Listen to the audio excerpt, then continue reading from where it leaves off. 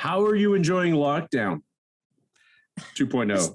It's not, no, actually 5.0 because this I is know. the fifth lockdown. To say it's 2.0. It is 2022. It's January what is it today? The 11th? Yeah. Yeah. Lockdown. So you might appreciate this. I saw this picture of Ben Affleck and he's taking a smoke and he's just got this absolute look of crestfallen, like, and it's like, when you realize 2022 is pronounced 2022 as in two as well. As well. Yeah. Also. 2020 also. as well. Great.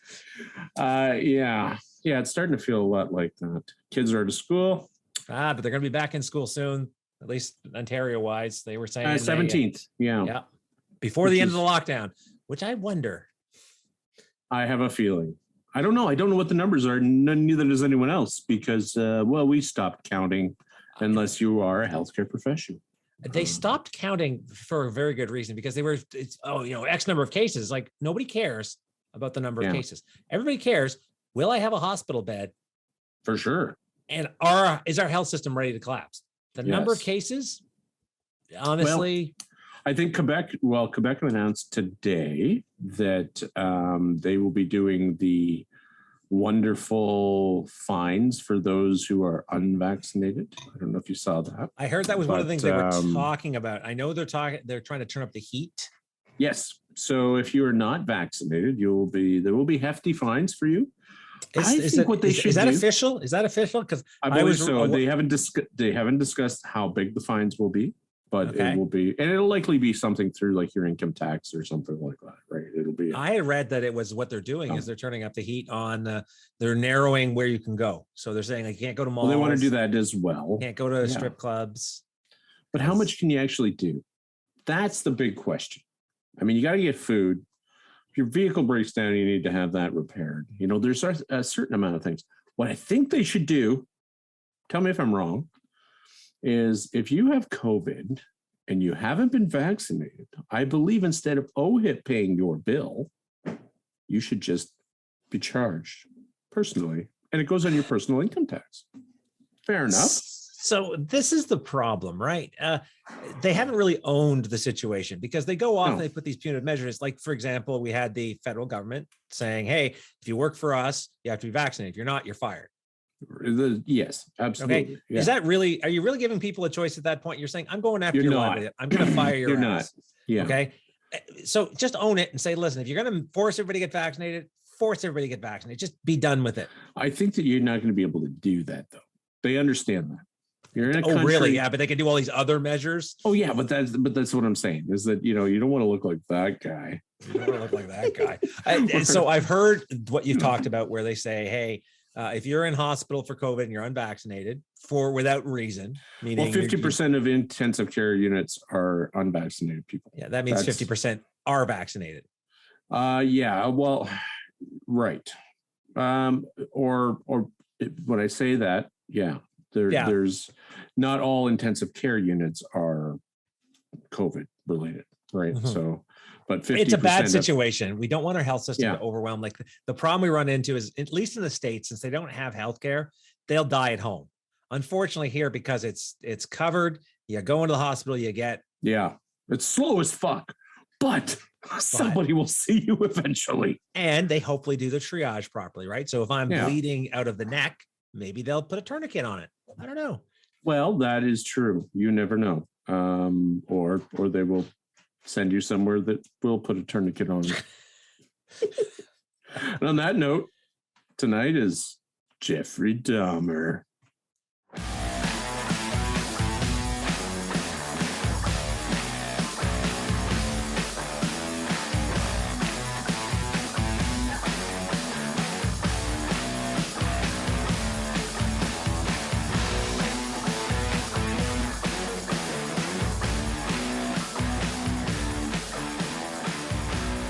Welcome to the OC, and I'm Phil, and this is my co-host Corey, and tonight we're talking about a dark, twisted trail of Dahmer, Jeffrey Dahmer, serial killer extraordinaire. Extraordinaire. Okay, let's not give him too many honorifics here, Phil. Okay, all right. He's not sick bastard. How about we just go there? Very sick, but very interesting. And there's a, you know, my friend have a different idea of interesting than I do. I consider Greek mythology interesting, which is also very sick at times, but yes, there's a lot of weirdness there too. A lot of, you know, the sweat houses and how they kept clean. It was all of the bathhouses. It was all about the bathhouses. Jeffrey Dahmer also visited bathhouses, right? So, I mean, a lot of people know whenever you hear serial killer. I mean, for me, you know, you have those hierarchy, like the John Wayne Gacy, Jack the Ripper. You mean, Jack the Ripper is, yeah. I mean, his body count was surprisingly low, like 5 people. We were shocked. Yeah, it was like, fuck. You know, Dahmer's body count. Well, I mean, he was charged with 16 murders, but they believed that there were 17. Yeah, and it could have been quite a bit more. You know, he didn't really own up to a lot of, you know, stuff. Yeah, but and I think he actually eventually got convicted on 15 counts. Now 15 life sentences. Yeah, I think it was. Yeah, which didn't matter. That, I mean, other than for the families and things like that. I did a lot of reading on this guy, and I've read. I like watching shows about serial. I mean, I'm I can't believe you made me read more disturbing stuff, Phil. Sorry, but it's good for you sometimes. It's not good see for the me. other side. To see the other side of the other side of what? My asshole? Jesus. Oh, how dare you? Anyway, here's why I like. So we should probably. Are we going with a parental discretion advice for this episode? Because I don't know. I think all of our yes, parental discretion is advised, but that goes without saying because we pretty much put that on all of our stuff anyway. But true. But in this case, we're dealing with a cannibalistic, necrophilic serial killer. So yeah, but I don't really want to focus on that so much as I want to kind of focus more on you know, the psychology behind what he was like. I'm not a psychologist, but I find it interesting just that when we look at serial killers, there tends to be this recurring pattern of white males. White male for sure. There's no brothers out there going, I'm gonna go. If they are, they're a lot better than we are. They're very successful. Yeah, no, it's like, you know, and you talk to people that are like of other ethnicities and they're like those crazy white dudes. Yeah, and it tends to be lone gunmen, white dudes. There's a pattern here. There's something wrong with the old upstairs. Anyway, but his, you know, he killed a lot of people. We'll get into some of that. But what I find interesting is he had a relatively normal upbringing, you know, and that's something you don't tend to see. Yeah. So let's pop back to our episode 2, season 2, where we talked about Richard Ramirez, the Night Stalker. Yeah. Like that dude, he didn't have a fighting chance. We are fortunate. It was only as bad as he was, honestly, with these stuff. Really? Yeah. Like you fucking Ramirez. I mean, you know, like and subscribe, check it out. Richard Ramirez.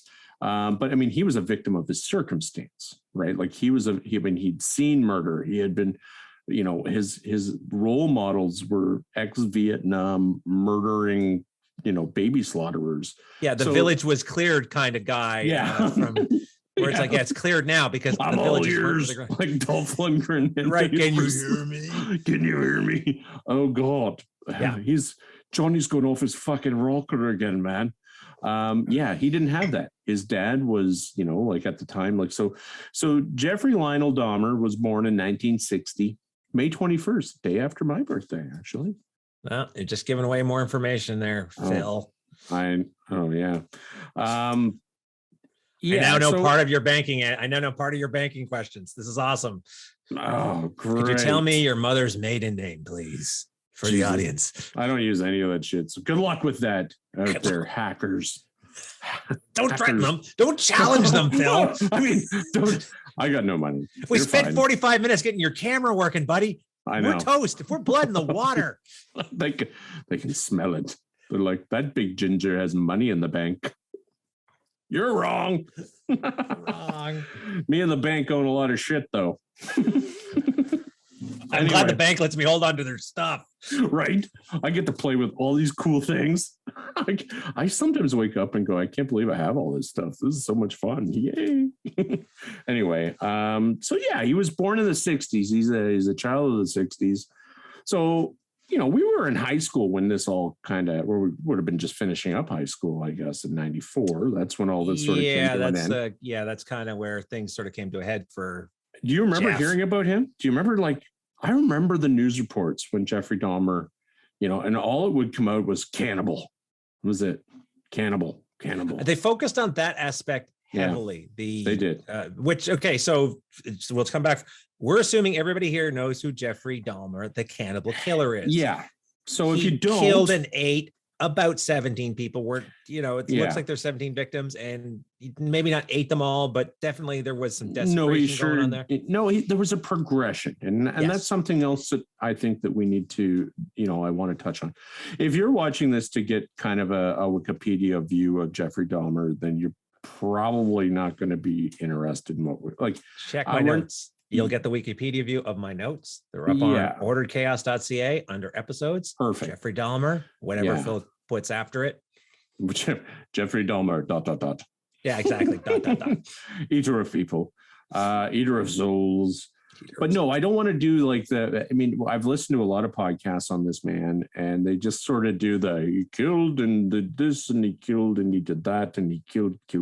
Yes. And that's how a lot of them, everything I was reading, same idea. I don't really want to do that. Here's his victims, and here's the progression, and he did this to so-and-so, and he did this to so-and-so, and blah, blah. Now, some of them are really, I think, worth talking about. We will, and they're misses. Well, I think that's actually one of the more important things, and then that he was learning how to become a killer. He wasn't. I don't believe that this. I think that when we look at who he is as a person, and how he grew up, and a lot of the things that happened, he had a very normal background. We talked about that.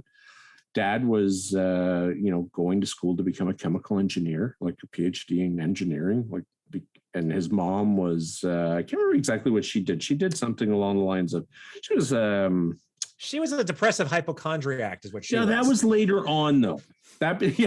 Yes, that came in. and then. But for the most part, I mean, he was, he had, one of the things that I thought was very interesting was he had a hernia at the age of 4. A double hernia. And they say prior to that surgery, he was a happy, energetic child. He was very normal, like super normal. And then afterwards, not so much. Not so much. So this is one of the theories out there is the trauma of that, because I can't imagine. First off, getting a hernia at that age. Mm-hmm. I mean, that just sounds insane. Yeah. Like normally you think us older fat guys getting hernias as our, I've never had one. I don't even know me neither. Well, let's hope we don't. Fingers crossed. Well, you go for the test, Phil. What's that? The old, I've had the test in a physical. It's me too. I'll do whatever you want if you let go. Yeah, if you don't mind. Not a date, Dr. Gravel. Yeah, stop pushing up in there, please and thank you. Because it's not comfortable. Yeah, I can feel I feel your fingers up in my throat. The whole double hernia, that's now again, is this us going back in time and doing the hindsight and saying, oh, look, clearly that's the origins? Because you're right. Yeah, mostly it's a fairly normal, mundane, although he does apparently change at 4 at that point. He does, yeah. So, and it's noticeable enough that everybody around him goes, oh yeah, he's a very different kid. And then he has fixations, and like one of the diagnosis was schizotypal personality disorder. That was one of the, but what I found interesting, and being the stepdad of 2 autistic children, is that diagnosis is very similar to autism spectrum disorders. Would you like to know what the symptoms of schizotypal? I would love to hear them. Please do tell. Schizotypal personality disorder typically includes 5 or more of the following signs or symptoms. Right. Being a loner and lacking close friends outside of the immediate family.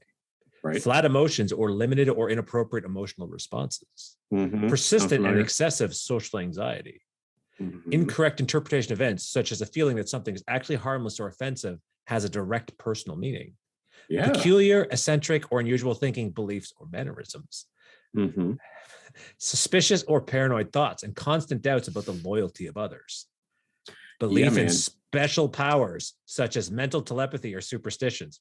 Seems awfully specific. Really? Unusual perceptions, such as sensing an absent person's presence or having illusions. Again, awfully specific.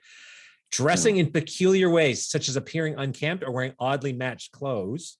So not very stylish. Not very stylish. No. Peculiar style of speech, such as vague or unusual patterns of speaking, or rambling oddly during conversations. Right. Now he was I do at least considered 3 or 4 of these things. I'm like one away from schizotypical behavior personality. Yeah. Stuff. I always thought you were on the spectrum, but I don't think you were a murderer. Not yet, Phil. So if we can kind of see, so he was very much a loner, but he was also a class clown. He was also an alcoholic, like he would drink in school too, right? So this is at a very young age. Very young age. He wore a military fatigue jacket, and he would hide beer or scotch in it. Scotch, yeah, he was like in grade scotch. 8 drinking scotch. Yeah, you can't do that now. I remember at your camp, buddy. Jesus, I can't even drink scotch. Lightweight. I know. I'm like, I like girl drinks. I'm sorry. Yeah. I'm a girly drink kind of guy. Mojitos and margaritas. Oh, wait, your neighbor there, the friggin' mojitos or whatever he was making. Those are margaritas. Yeah, we were hammered. There's nothing girly about those. We went swimming. It takes a lot to make 2 middle-aged men go swimming. I don't care who you are. It's not like, hey, buddy, you want to go swimming? No, you got to be loaded. Hey, let's go swimming. That's good, man. Let's do this it. This is a great idea. Yeah. All the kids, we're like throwing kids around. It's like, this is awesome. Not even our kids. They were just other randos. Might not even have been a park. It might not even have been a swing. We might have just gone to somebody's house, and it could have been just throwing the kids around in the house in our swimming trunks. It didn't matter. It was all the same. Yeah, that's right. What are those 2 old men doing? Anyway, so he had an awkward time at school, which, I mean, fuck, who didn't? However, he was also homosexual. Yeah, he realized he was gay. Right away. He knew right away. Pretty much, yeah. It's like I think, is it 14, like teenish? Yeah, but so he knew he was attracted to boys. He knew he wasn't attracted to girls. And I mean, I can't even claim to know how that works and when they would, but he was. But this is a time, like, I think back, I don't remember anyone being openly gay that I went to school with. Wes. Wasn't Wes? And I don't think he was openly gay. I just think people went, he's gay. People were not surprised when they found out. They're like, oh, many years later. That's right. That's a good point. That's a good point. There were people that we knew that later on were gay, but nobody talked about it. Now we're talking even a lot before, us. Like, we're in our 40s. Dahmer in the 60s, so he would have been 70s, being in high school. And so there was a lot of, he knew that he had to keep that secret. And that was some of the things that, they believe kind of provoked this kind of path that he was on, right? Particularly given his taste in victims. Well, yes. And he had a particular style. And what I believe they describe is he liked that lean swimmer body kind of look. Ebony look. Yeah, the model, that there was a certain look. But he liked them black. And yeah, he liked them. Yes, all different colors. He was not. He was actually predominantly. It was so everything I read predominantly was African Americans. Oh, really? There are some which may be more opportunistic. Right. But that's fair enough, because his actual first murder happened, and he didn't want to be alone. Do you remember reading about his first victim? Yeah. And I think before we talk about that, but I think he wanted to fit in. I think that he really did want to, and he says that himself. He just didn't know how. He didn't understand how. So this is where the Yeah. doing a Dahmer comes in, right? Where he He was leaned hard into the whole, I'm going to be the class clown. He was apparently well known for his epileptic fit skits that he would do. He did a lot of weird shit. Lot of weird stuff. And for a laugh, right? And I think even somebody who, he wasn't stupid. He could understand. He actually did well in school in certain regards. And that's another. If he was interested in it. This tends to be a stereotype of the white male. Yes. Somewhat intelligent. Somewhat, yes. Sort of a surface level charm. Right. And I don't know if he was charming as much as he was more, he was very polite. So that's the other thing. His teachers said he was very polite. He was very respectful, and most people couldn't believe that he was actually someone who would. Which is funny. So let's step back to his childhood just for one quick second. Did you read about his fiddlesticks? Yes. So his dad, that was actually really interesting. But go ahead, tell me about his fiddlesticks. He very much liked to collect dead animals. Bones in particular, yes. So yes, particularly skeletons. Again, the usual serial killer pattern. Starts off small. Now, apparently, he didn't kill any of these things, but he did not like to hurt animals. So this is another thing that is very odd. It is very odd, and this is where it leads me back to: is this more of a spectrum disorder? Not understanding when you deal with someone who has autism, like at varying levels, even high functioning levels, you kind of look at them and you go, okay, you're seeing the world in a different way than I am. I've come to know this through my children and through things that I've watched and read and what have you. And they do find things that are very mundane to be very comforting, right? Yep. And things like, collecting bones. Well, his father was a man of science. So he was a chemical engineer, and his father actually was like, this is great. You're interested in anatomy of animal, he thought, well, maybe this is something we could do together. And yes, he showed Dahmer how to use dissect, bleach the bones, and to dry them out so they wouldn't, rot and all that. Because Dahmer had actually asked his dad at dinner, hey, what happens if we put chicken bones in bleach? His dad thought that it was a good thing and said, hey, I'll show you how, and we'll do it together. Yeah, he would do these little he would collect. So he did graduate from, chipmunks and squirrels to roadkill. For sure. Yes. And his dad would actually help him with that stuff. He never got into taxidermy. That's the thing I found unusual. You would have thought he would have gone, but he was really that. And that's what he called his fiddlesticks initially, were the animal bones. The bones. Yeah. It's funny you say that because I watched there's a documentary on, I think it's Netflix I watched, and it goes into, he goes, I had an interest in, taxidermy, right? Like he did have some interest in that. And out of high school, like he got a job in a lab as well. I don't know if you read about that. I know he worked for a chocolatier, a delicatessen. Well, before the chocolatier, he was in the military. So he did a stint. Medic. So he got to know anatomy, and all of these things kind of excited him. He wasn't sure why. He didn't quite understand it. He was honest about that in his interviews. He said, I didn't know why, but it did really excite me. But yeah, so in 1978, he blames a lot on the failure of his parents' relationship. So when that thing started to break down, the whole divorce, the lack of stability.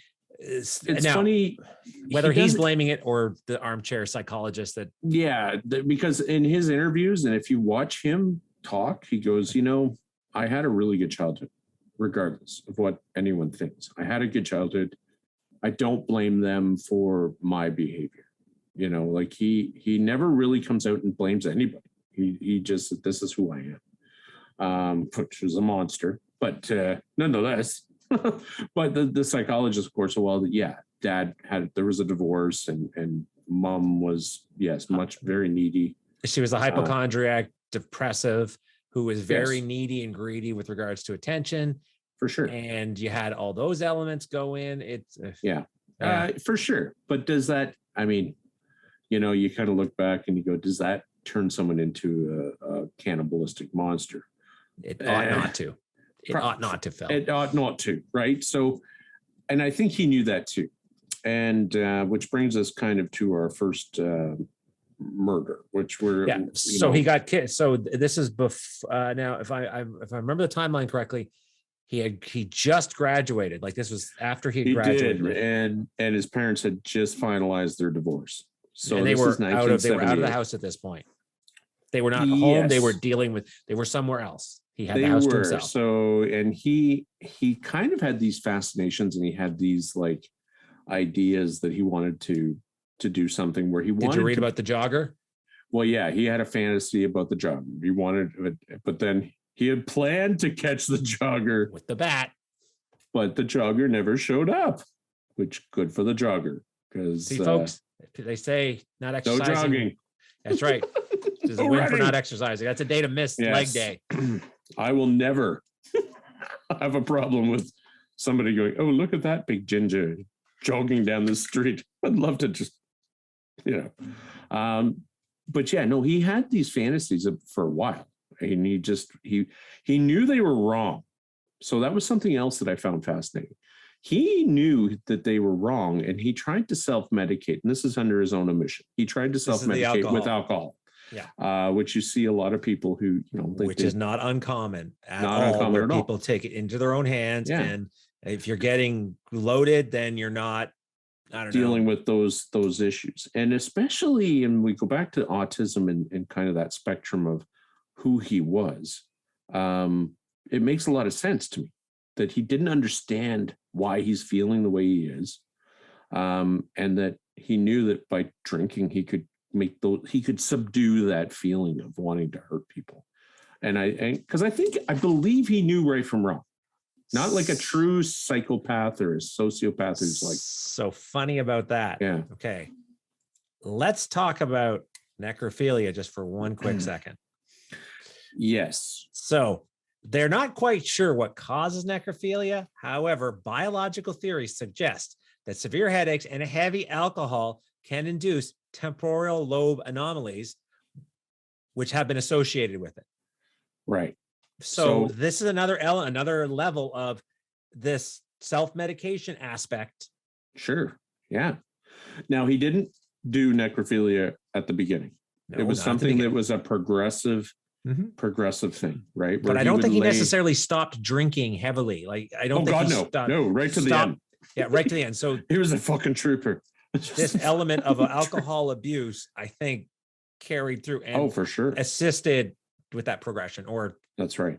Yeah. Decline, whatever you want to call. Well, and that's where, I mean, I know he's a killer, but there's some aspects, like for instance, the first murder was 3 weeks after his graduation. He picked up a hitchhiker, and then he's like, who was 19. His name was Steve Hicks, or Stephen Mark Hicks. And he's like, hey, you want to go drinking? Yeah, Steve was on his way to a concert.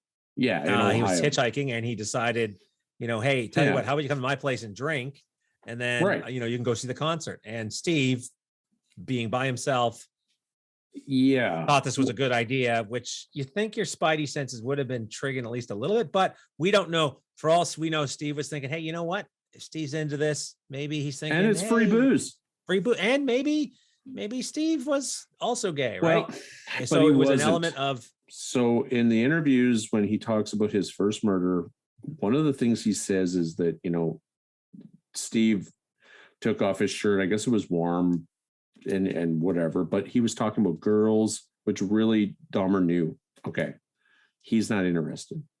He's not interested in being gay. This guy's straight. He was smart enough to know these things, right? It was the 70s. Nobody was straight in the 70s. Everybody was either they just hadn't been with the other team, played for the other team yet. Well, yeah, they're hippies, man. Yeah. They're like, hey, love, peace, smoke dope, have fun. However, so Steve wanted to leave. Dahmer didn't want him to leave. Yeah. No. And so Dahmer, I guess there was a weight set or something. And 10-pound weight. 10-pound barbell. Yeah. hit him in the head, and then use that to strangle him. So this was not, I don't think this was a planned like homicide. This was, I don't want you to go, so you're going to stay with me.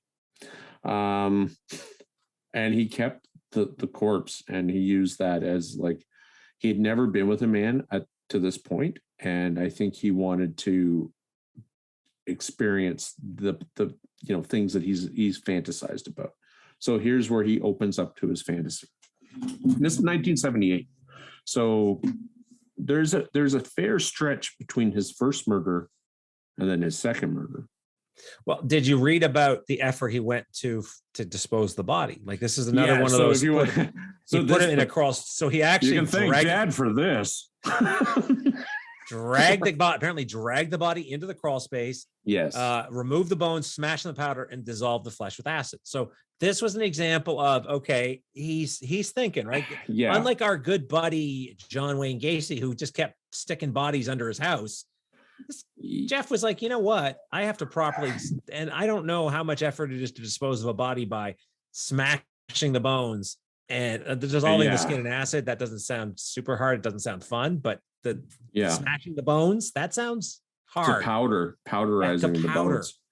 Yeah, with a sledgehammer. Now, maybe this became part of a ritual, right? So when you talk about serial killers, there tends to be these ritualistic things they like to do. Dexter, yes.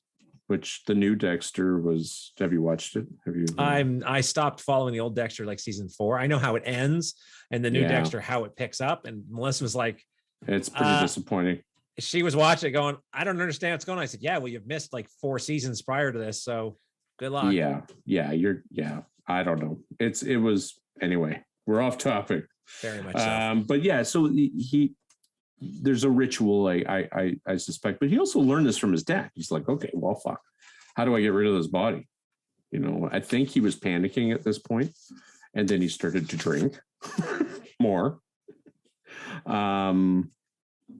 So yeah, and then he does all these things with the acid, and I mean, he's really kind of learning, right? Like figuring things out as he goes. He's figuring things out, and he was really scared, right? Like, he's like, I fucking just murdered somebody. He knew it was wrong.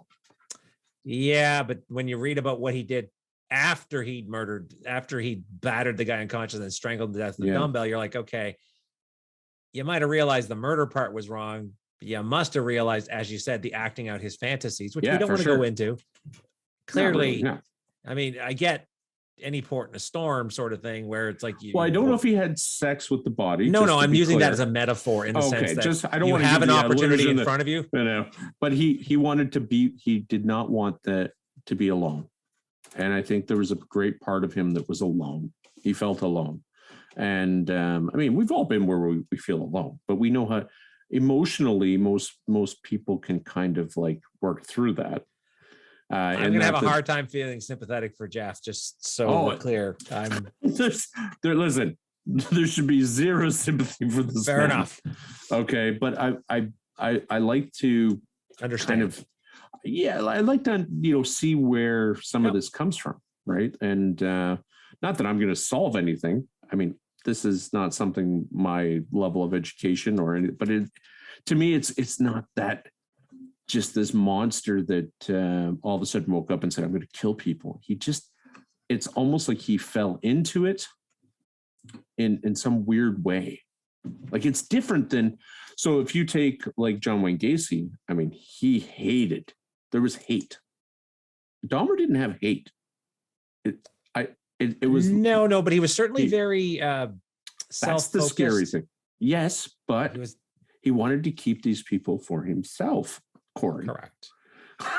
Right? Yes. Isn't that which is just as scary? Don't get me wrong, but it's not the same kind of scary. Where BTK or any like Richard Ramirez, he was just so fucked up that he would just murder people because they were nothing to him. But for Dahmer, he didn't want these people to leave him. I don't think his intent was to make them suffer. Now, the actually, stuff he says he most times would strangle them because they were already unconscious. And so it would be quick. And The intent was not to make them suffer. Whereas when you think of your do you not see buddy the weirdness Jada- in that though? Where you're like, seriously, you don't want them to suffer. What the fuck? Like, oh yeah, I'm gonna kill these people, and then what I do with their bodies afterwards, I mean, they're already dead. So whatever. Technically, that's a shell, Phil. That's Yeah. Well, so he does this. He gets away with it, obviously, and so then he flunks. So his dad's like, you need to go fucking do something with your life, and he goes to college, and he fucking flunks the fuck out. He washed out in his first year. Not even his first. Not even. Yeah. From drinking. Just an absolute fucking, like, his grade point average was like in point something. He did a sole term at OSU, and it was completely unproductive. Yeah. Due to his persistent alcohol abuse. Yeah. Yeah. He's got a bit of a problem. So his dad, who probably paid for this, went, okay, listen, we're going to fucking straighten you out. You're going to go to the military. And so this is out of the courses he took in his first term. Do you know what he took? I think it was business. I thought it was some business related stuff. So according to this, take it for what you will. Sure. He received failing grades in Introduction to Anthropology, Classical Civilizations, and Administrative Science. The only course Dahmer was successful in was riflery. What? Yeah, that's what I said. Riflery. I don't know what that is. Sounds like something to do with rifles. Oh. Apparently he did. He received a B in that. His overall GPA was 0.45. That's what I mean. It was like super low. Pretty bad. Like, I mean, I'm pretty sure anybody could get higher if they, if you showed up. If you just showed up to class, you would get a 15% for attendance. So in 1979, he joins the Army. Yeah. Right. And he enlists, he's trained as a medical specialist. And then he's deployed to Germany. Bumholder, Germany. Bumholder, Germany. Yeah, it's the second Our name in West Germany. It's the Bumholders. It's the Bumholders, and there's so much to do there. And what happens? Do you know what happens? Doesn't work out for poor Jeff. Does not work out for him. He's a bit of a lush, even for the military. Apparently, he started okay at the start, right? They thought he was above average. Actually, he was doing really above well. average. Yes. Yeah, and then he was discharged due to his drinking. They deemed him as like disabled. He was like he had a disability. Now, did you read that the military, after the fact, there were a bunch of murders that had happened in the area, and they started investigating to see. I did not read that, but that's nothing ever came of it. Nothing ever came of it, right? They said, well, okay, turns out there were a bunch of murders and we had a serial killer in this area at that time. Maybe they're related. Right. He never admitted to them. No, but who knows? And is it possible? Of course. I mean, this guy is like legit fucking office rocker, right? Yeah. So comes home, dad's like, fucking my idiot son, shit. Fuck it. You're going to live with your grandma. So grandma's like, but he was close with his grandma. So he had this relationship with her and he was very respectful and he would help her with, her day-to-day and groceries and all sorts of stuff. So he's very helpful. You ever see Arsenic and Old Lace? No. It's about it's set during the Great Depression. It's about these two little old ladies that basically poison these during the Depression, you'd have all these guys walking around looking for work, and some of them, for example, are older fellows that are like, okay, I'm just looking for work so I can eat. They would take pity on them. They would set them up in their house and they would kill them. Yeah, poison them. Sounds wonderful. Their nephew was staying with her at one point, and he starts to realize like what's going on, and they're so sweet about it. Oh yeah, they're so sweet. Yeah, I think it was those nurses that kill people. Really. Yes, Angels of Death. They're like, is that what they call it? Correct. Well, she was like the only one that there was affection, where he had affection for this person. Like he had a bond where he wasn't affectionate with pretty much anybody. His dad seemed to actually give a damn about him in a lot of ways. Oh, for sure he did. Yeah, for sure he did. And that's what I'm kind of getting at is that, when you see these like people that are not just serial killer, anybody who's really got a huge criminal background, they tend to have nobody in their corner, right? They have no direction. They have almost like zero anyone to go, hey, smarten up, stupid. And it's hard to determine what came first, the chicken or the egg. Do they have nobody in their corner because they've driven everybody away because of their behavior, or are they engaging in said behaviors because they have nobody in their corner? It's hard to determine sometimes, right? Absolutely, because sometimes people are just born fucking unhelpable, right? And that's the case. That he didn't come from where he was abused. There was he says, I was never physically or emotionally abused, even though mom was a little bit of a weirdo when it came to things. But he, like this is where I find things interesting, right? Is in the workings of where he came from, So anyway, he would help her with chores. He accompanied her to church. For the most part, other than drinking and bringing back men to the house, to which later he would murder them. He was pretty much living the life at grandma's house. That's right. Aside from that, it was grandma's boy. Yeah, he was grandma's boy. How she didn't notice this, the goings on, is beyond me. Did she not notice, though? I laugh at this when you hear, "Oh, I didn't know." This is your house. Right? Like, this is your home. There's a really good chance you're gonna fucking hear something, or there should be some weirdness going. There was enough weirdness going on that I think she should have noticed something. Should have been some signs. Yeah. Anyway, he worked at a blood plasma center. He worked all over the place. Well, mostly that chocolate factory you mentioned, right? So that's one of the bigger, it seems like he was there for quite some time. However, he did he was like, this is kind of cool. I get to work with blood. Yeah, baby. There we go, Dexter. Right? Anyway, in 1985, he was hired as a mixer at the Milwaukee Ambrosia Chocolate Factory. And this is kind of where shit gets weird. So he's working the midnight shift. He's in Milwaukee. He starts to frequent these bathhouses, gay bars, CD under, like, just because it's easy for him to go into these areas, and he starts to, feel like this is where he's very much at home, right? Did you read about where he stole a mannequin?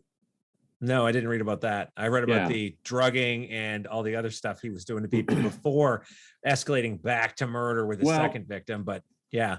Well, he steals this mannequin. This is still at grandma's house. So he steals this mannequin. It's a male mannequin. It's a pretty elaborate plan for him to steal this mannequin, right? He has to steal it out of a department store.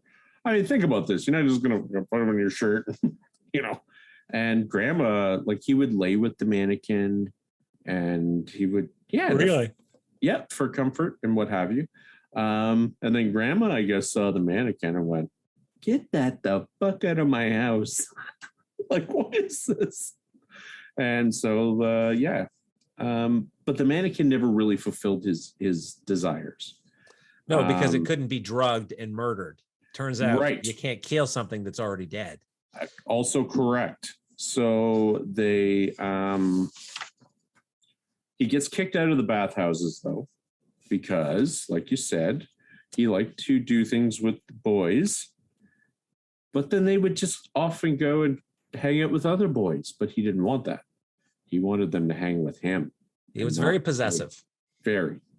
So yeah, he would put sleeping pills and drug their drinks and what have you, but he got caught. And then they said, "A fuck are you? You no more come back to our establishment." Is that supposed to be Italian or Greek, or I'm not sure what? I don't know what that was. You don't come back here. Yeah, if anyone knows, leave a comment. Right. If anybody runs a bathhouse who happens to know what accent Phil is doing. Yeah. So anyway, he does that, and then he uses sleeping pills. And this is 86. So, and that's where he starts to, now he wants to murder people. Like he wants to keep them with him. And I believe Grandma kicks him out. Is this where Grandma kicks him out? Okay, luring him back to his grandma's house. Blah blah blah blah blah blah blah blah. He gets. Oh no, I think it's after. I think it's after he gets charged. He also charged with molestation of a 13-year-old boy. Yeah. So I think once that happened, that's where Grandma's like, okay, listen, the mannequin, fine, I guess, but yeah, we got to draw the line somewhere, Jeff. Yeah. So that was at the Ambassador. So the Steve Tuomi. Yeah, he was at the Ambassador Hotel in Milwaukee, and that's where he took him from the bathhouse, drugged him, and basically kept him there for like the evening against his will. And then, actually, Steve was the one he killed without any memory. So that claims he blacked out. He claims they drank heavily, and next thing he knows, next morning he woke up and like OJ, he had no idea who killed this person. Yeah. He disposed of the body and kept the head to masturbate to.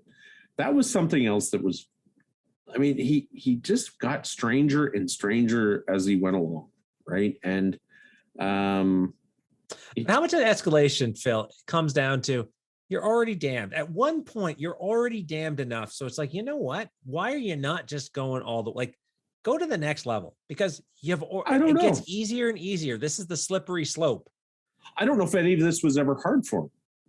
I think that he was learning. Like, I don't think that he had to go, I gotta stomach this, and I think that's where things are like, he's looking for something that he can't find. Otherwise he would have stopped. Make sense? Yeah. Although you wonder what was the driving him on. Was he searching for something that he could never find, that submissive? Well, he said there was excitement in all of this. Sure. Right. And there was this often a case when you're murdering people, I guess. Well, it was sexual. It was very more sexual. The murder was not actually the excitement. The excitement was in what he could do with that person after the fact. So the murder was a method to get to the fun part. To the fun part. That's correct. Yeah. Yeah. So Dahmer moves out to his own little apartment. Now this is his first apartment, and this is where he has a 13-year-old boy he lures in. So not only is he a predator, he's a child predator as well. Mm-hmm. So his dad, who fucking loves this guy, like he hires an attorney to try and get Dahmer off.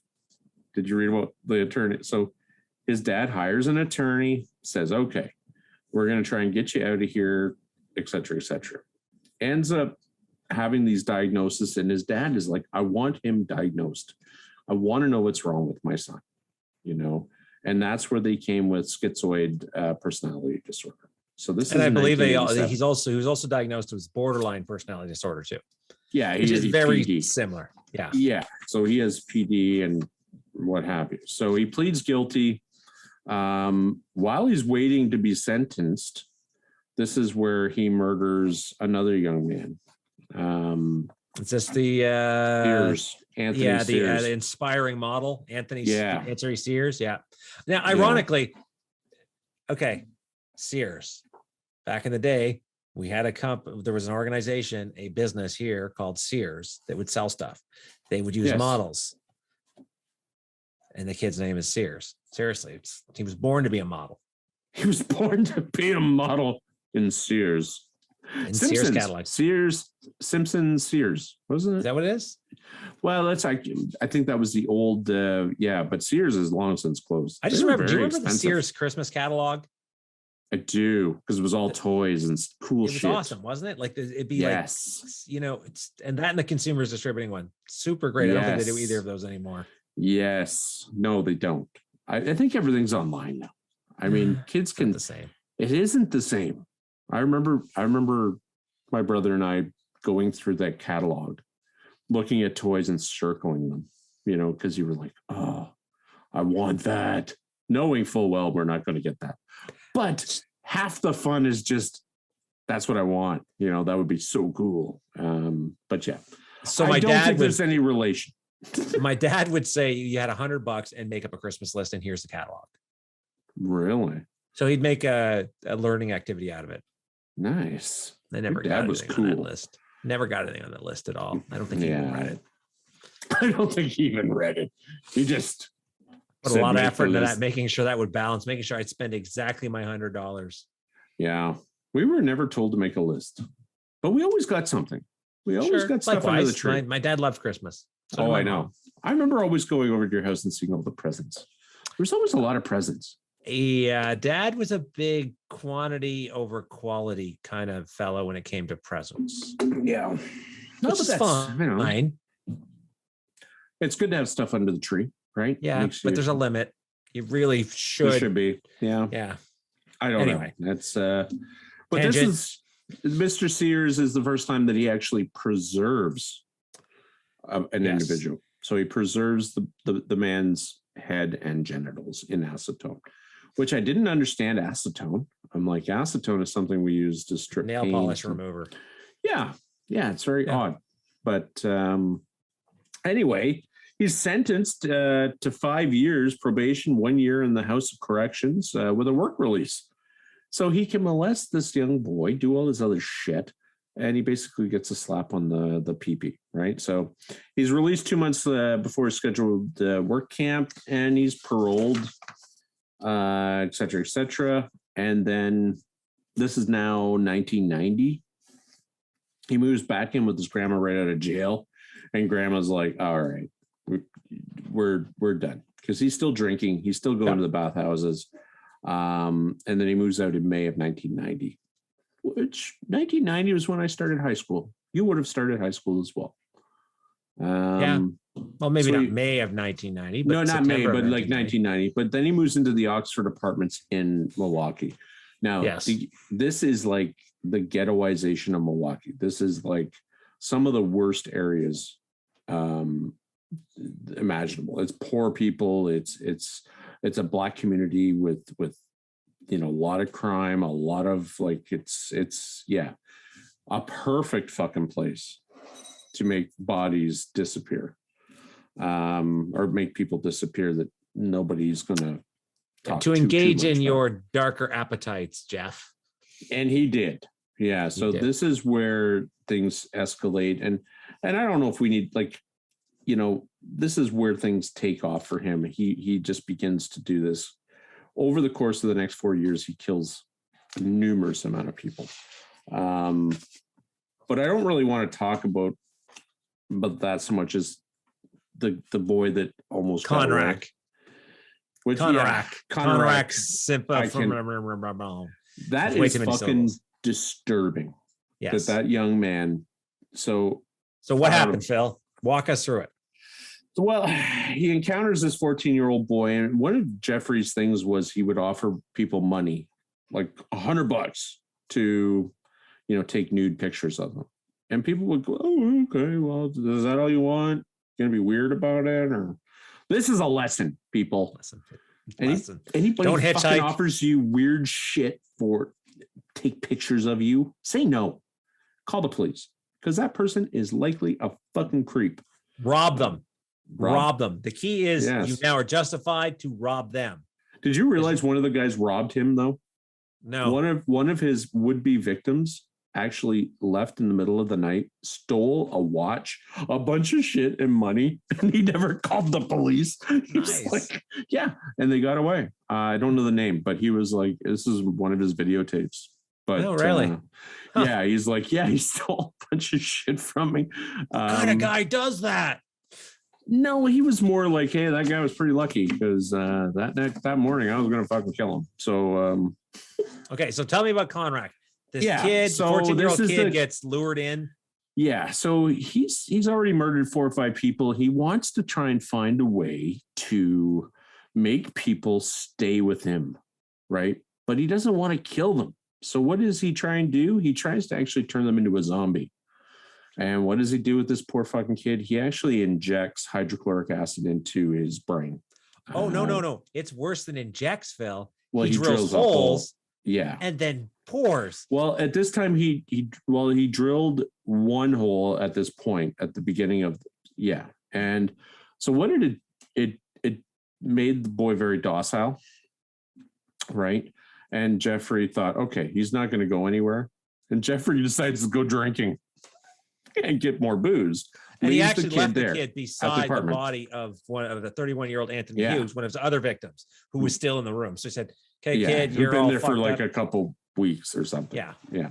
And the kid didn't even fucking respond to it. So I think Jeffrey Dahmer was like, okay, he's going to just sit there and all is good. So he actually goes out to the bar, has a drink, and as he's coming back, there's a couple black ladies who are like freaking the fuck out because this poor kid is like sitting on the side of the fucking sidewalk.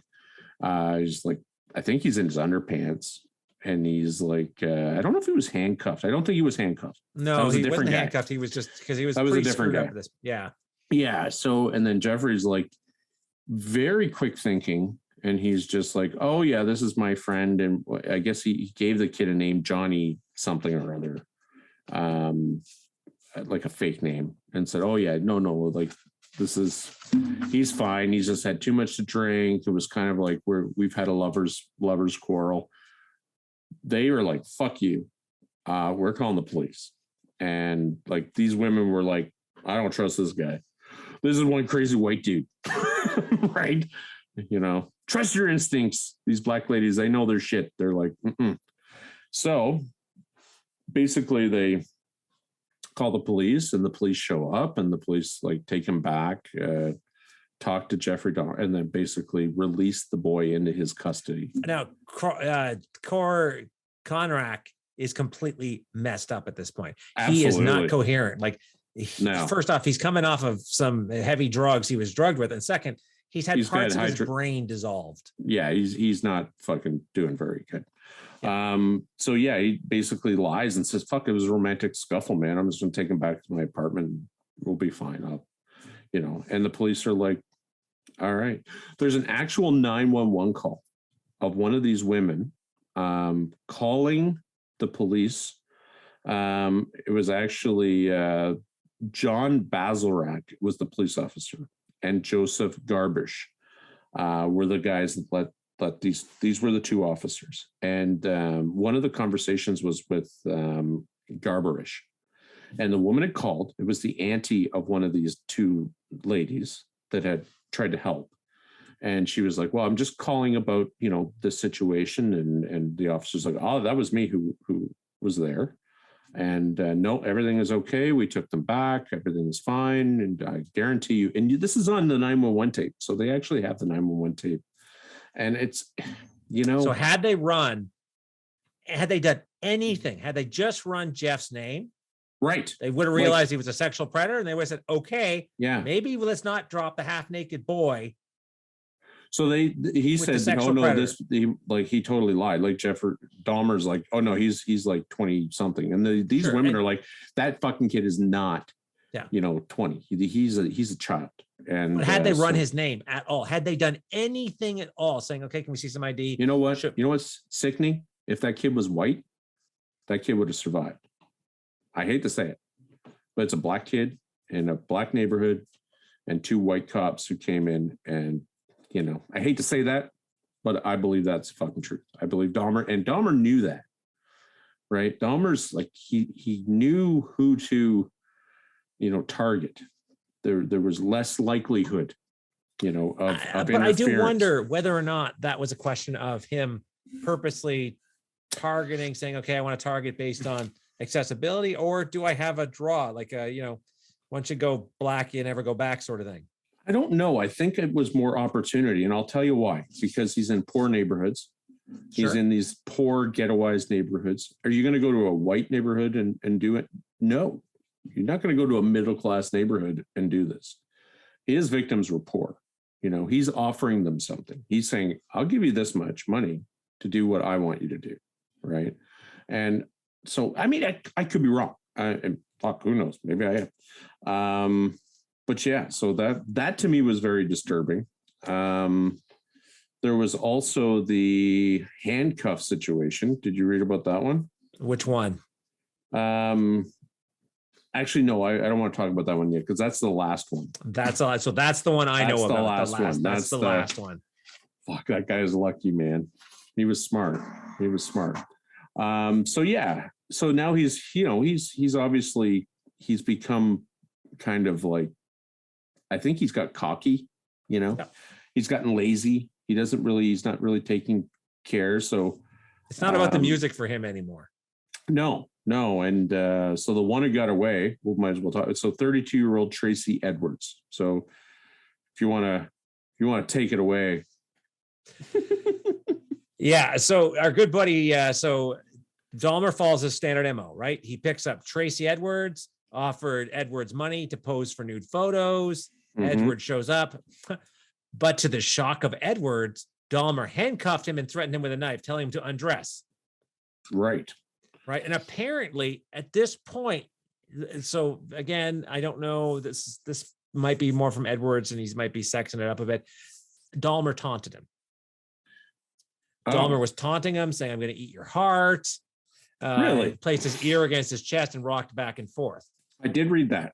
So I read that he, and this dude, Edwards, he played it pretty cool. He was like, okay, he's got a knife. He put a cuff on me and he's holding the other end of the cuff. So, and now Dahmer's not overly intimidating. No. That's the other thing. That's one of he's 6 feet tall. He's kind of lean, but he's not terrifying. Right. So, and I think that helped too, to get these people. Oh, certainly. But one of the things Edward noted was there was a foul odor, several boxes of hydrochloric acid on the floor, which Dahmer claimed to be brick cleaner. Like you walk into this joint, there's like these big blue buckets or barrels. And the stuff from, so remember Breaking Bad? Where he says, you got to get this special barrels. He's like, I couldn't find them. I just used the bathtub. And the bathtub will body fall down. Yeah. You want polymers. So Edwards at this point is trying to, like, he's doing whatever he can to appease him. He's saying, hey, I'll watch TV with you. I'm your friend. I'm your buddy. Yeah. Dahmer at this point gets a little distracted or loses focus. Yeah. And Tracy slugs him. Fucking right he does. He pounds him. Yep. And then lays him out. Runs away, right? For sure. He was there for 5 hours. Yeah. Sitting with this man, knowing that this dude's going to fucking kill him. So Edwards then flags down some cops and says, this crazy motherfucker slapped a cuff on me, held a knife to me, and he was going to try and kill me. And so the police show up, and what do they find? Well, the first thing they find is a partial open drawer with Polaroid pictures of numerous bodies in differing states of dismemberment. Can you imagine? Can you fucking imagine being that guy? You open a drawer and it's full of like all of his murders. Well, or a good chunk of them. That guy's never sleeping again. That's right. And actually, so the partner brings these back and says to his partner, these are for real. Like that's what he's quoted as saying. These are for real. Like, okay, wait a second. Yeah. How do you know they're for real? Yeah. I was a little worried. Like when I read that, I was like, okay, I get you're basically telling your partner, these aren't fake, but how do you know they're real? What are you doing that you know about what bodies in different states of dismemberment look as a police officer, I'm sure they would have seen some stuff in the Green River Killer. Maybe. I believe he was a police officer. Probably. At this point, Dahmer realizes the jig is up. Okay. And by the way, it's like, shit. People get that confused. Some people think it's gig is up versus jig is up. The jig is up? Oh. The jig is up. It's the jig is up, not the gig is up. Oh. Gig is fairly a recent term. Oh. Gig as a job. That. Jig is a dance. So realizing the dance. Or a way of fishing. Yeah, fair. Yes, this is true. I don't think the jig is up. It applies in that case, but maybe whatever. Maybe it could, but the jig is up. Jeff realizes, oh shit, I better get out of here. And he's quickly subdued by the cops. Like he doesn't get far at all. Oh, like, this wasn't a dramatic chase. Holy fuck. Yeah. There's pictures of Dahmer with the bodies, like with the old Polaroids, like Yeah. And then they open the fridge, and what's staring back at them? A Various dude's parts. head, and they find. So yeah, and now back to consuming. He tried to consume the bodies as well, or parts of the bodies, so that those individuals would stay with him. That was his explanation in his tapes. That So I never watched any of his tapes. I just he is I'm more of a very reader than a man. watcher listener. Like, you would never in a million years like talk to this, like if and this is the other thing, is like his neighbors, people that knew him, were like, that is shocking. He's very somber. He's very like plain. Had a lot of guys in his apartment, but seemed like a nice guy. Well, his neighbor was this fellow, I can't remember his name, but they interviewed him, and he's like, we never had any problems. One time my wife complained. He said that there was a smell, and Dahmer said that, the toilet had backed up and there were some issues, That's why it smelled of hydrochloric acid. Well, yeah, there were some death smells, man. Because he probably opened the bucket and there's Jerry, fucking, oh. But yeah, he would pour them down the sink. Like, he would basically, dissolve the bodies and then, and put them in the trash. I read that too. Like, he did a lot of like total disregard, like chopping up the bodies and then putting them in the trash, or flushing parts of them down the sewers and stuff. Very horrendous. But if you listen to this man, you look at them, you talk to it, there's nothing that would give it away. No, apparently he was quite eloquent and reasonably intelligent. Now, again, rampant alcoholic, which I suspect when he was on a bender, he was probably anything but coherent or eloquent and coherent. I don't know if I would use elegant or eloquent. I would use more. This is how he was described at his when he spoke at his trial, not this trial after he got tagged here, but his previous one where he got. And maybe he was. I don't know. Like, I can only go by, like, he'd already been caught, and he was sort of like just giving a synopsis of what he had done, and he knew that like he was going to forever spend the rest of his life in prison, which did not really happen. He technically did spend the rest of his life. He technically did. Yes, he was beaten to death by a fellow inmate. His name was Christopher Scarver. So before we hop there, I just want to touch on the trial first. So not surprisingly, not a long trial. This wasn't the OJ most expensive trial in the world. This is like, okay. Well, he admitted to it too. He did, but he copped an insanity to plea. He tried. He tried. But. Okay. And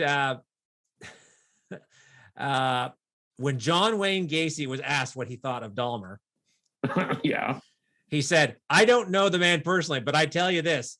That's a good example as to why insanity don't belong in the courtroom. Because if Jeffrey Dahmer doesn't meet the requirements of insanity, then I'd hate like hell to run into the guy that does." Right? Like, fuck. Okay. I didn't read that, but that's fucking hilarious. This apparently was a quote from John Wayne Gacy about Dahmer, and like, if Dahmer didn't meet the definition of insanity, what the fuck? Like, who would need it? Like, I think that, I think Dahmer certainly should have been studied. I think there is something there that should have been, and he seemed open to the fact of being honest, like, about. He became a born again Christian in prison. He started reading the Bible. Well, he would go to church with his grandma and stuff. So I really don't know his. Apparently, he had your archetypical. Now he was. The state didn't have a death penalty, so it was like 15 consecutive. It was given 15 life sentences plus 70 years. At what point does it just become like, okay? I don't know. I think that you're right.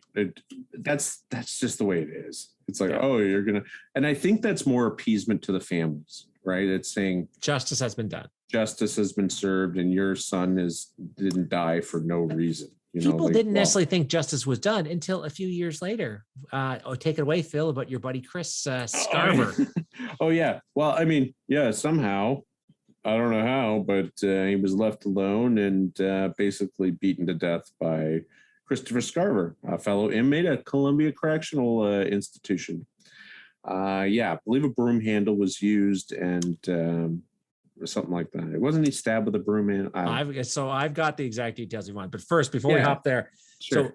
So his mother was quoted after he was killed. Now is everybody happy? Joyce Dahmer asked. Now that he's bludgeoned, is that good enough for everyone? No, it's not. He should have been Probably not. Feet first through a wood chipper, stopped midway. Stopped at the knees. That's right. And then slowly fed through the rest of the way. So our buddy Chris was not a nice fellow. He wound up shooting a guy because he owed him money on what was it? He joined a program for a Youth Conservation Corps program as a trainee carpenter. And he was told basically, once you complete the program, you'll become a full-time employee. That never happened because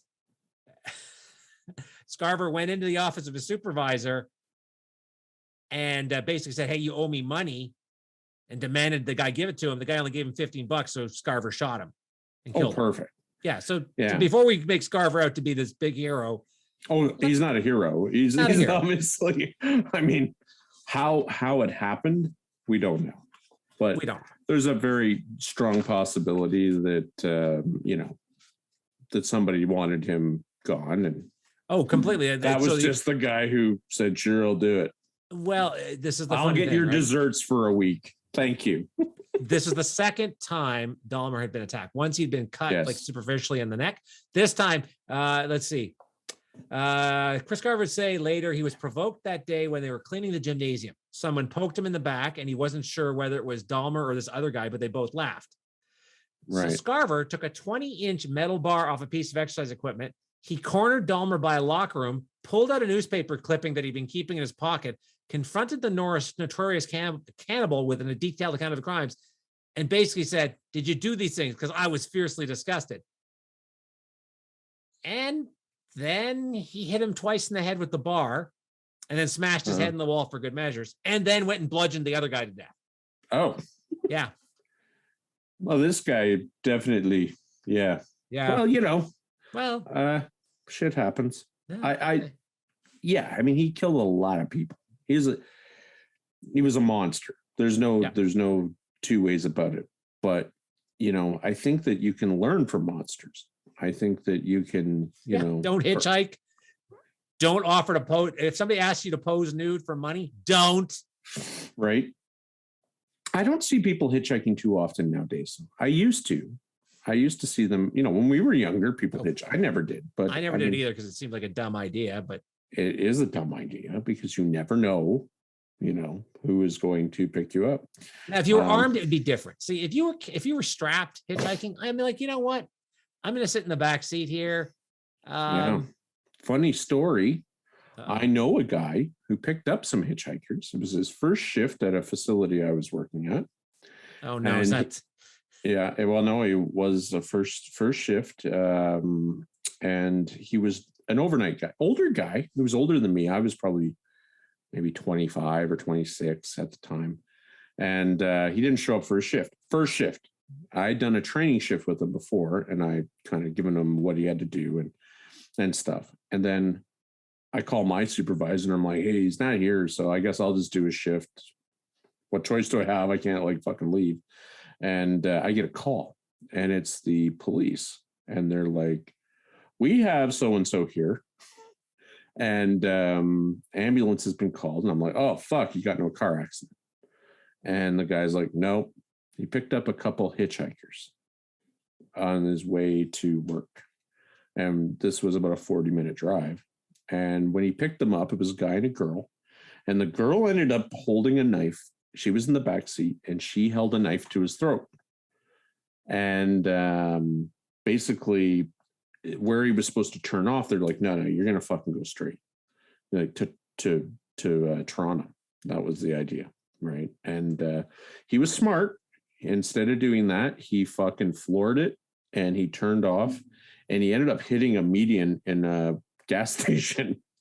And then he got cut. So she, by virtue of the collision, but he was able to escape. And I'm like, you fucking idiot. And I mean, it was horrible. It was a horrible situation. I mean, he was terrified, and he, until you see somebody who's really fucking scared, like they could have died, you kind of go, that dude's scared, and for good reason. And I'm like, why would you pick up hitchhikers? Well, I always imagine the signs around the insane asylums. Don't pick up hitchhikers. They may be escaping inmates. Right. Or, Yeah, I know. I'm not saying everyone who hitchhikes bad. But what I am saying is you never know. You never know. And that's someone who But you don't know from both sides. This is the thing. Oh, if you're absolutely. Hitchhiking, you don't know what car you're getting in. And if you're picking up, you don't know who you're picking up. This was a genuinely nice man. A really nice man. And I it didn't surprise me at all, actually, when he said he picked up. He's like, there were a couple kids, and I just thought, well, I'll give them a ride as far as I'm going, and then they can. I'm like, yeah, well, yeah, they had other fucking ideas, right? Yeah. They were like, they were going to take your fucking car, and you're just lucky they didn't, tell you to pull over and something else happened, Well, had he gone, I imagine, had he driven to Toronto with them. And he knew, I think he had that feeling. He was like, okay, we doesn't end well. Yeah, he ended up having stitches, and it could have been a lot worse, and that goes to show, fuck, you never know, right? And don't pick up hitchhikers. Don't also be a hitchhiker. It can fucking be bad. Don't pose nude for photos. I'm going to try not to, but the demand is there. Well, it's your OnlyFans page, right? That's different. You're monetizing that. That's not the same thing. Well, pretty soon for the OC, that's how we're going to roll. Wait, what? What? Wait, huh? Our OnlyFans with the OC. I don't even know what OnlyFans is. But anyway, so that was Jeffrey Dahmer in a nutshell. Serial killer, bad guy, probably autistic. Yeah. Gay and probably autistic. So he was certainly gay. Certainly necrophilia. He was a gay white male that was possibly autistic.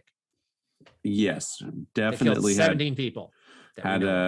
He killed 17 people. Yes, it could have been more. But so what are we doing next week? All right. So I was going to go really specific, and I realized you're just going to lose your shit on that if I said we're going to do synarchy. What we're going to focus on is we're going to cover the deep state. Oh my God. The deep state? The concept of the deep state. It's a higher level one. Synarchy is part of it. What is synarchy? Yeah, if you can. I have to write this down. Deep state. Just look at deep state, and synarchy is part of it. That's not the part I want to focus on, because that could be an episode in itself. Oh, okay. Deep state, the high level deep state. We got to do something sexy after serial killer. You always get all itchy after serial killer. That's okay though. It's okay. Yeah. Okay. No. Normally, what I traditionally do when you do a serial killer, I pick another serial killer. Yeah, I'm glad you didn't. I didn't want to. I want to. No. I don't think you should have to. I think that. No, I don't have to at all, but I usually do it out of spite, because I'm like, fine, you made me learn about Jeff. I'm going to make you learn about, I don't know, another famous serial killer. Who's old. Somebody else, like somebody from the 1800s. I know you always pick obscure ones. That's like, who? Jack the Ripper is not an obscure one. Neither is H.H. Holmes. No, you're right. They are old though. They're old. Yes. Oldies but goldies. All right. Deep state next week. 2 weeks. 2 weeks. Look at that. 2 weeks. 2 weeks from now. Deep state here on the OC. I'm Phil. This is my co-host Corey. Thank you for watching the OC. We will see you next week. 2 weeks. 2 weeks. Take care, folks. Take care.